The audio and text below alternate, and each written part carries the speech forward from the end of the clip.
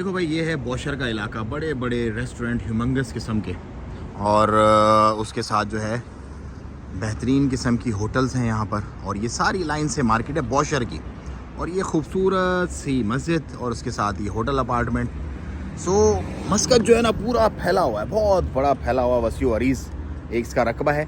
और इसका एक एक इलाका जो है ना वो समझ लो आपके एक एक दुबई जैसा आप समझ लो।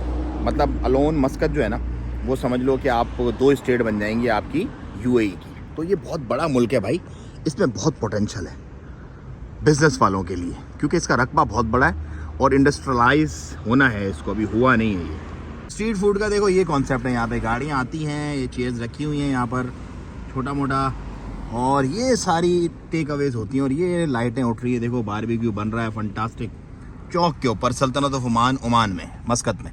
तो भाई ये थी ओमान की 1 मिनट की अपडेट। अगर वीडियो अच्छी लगी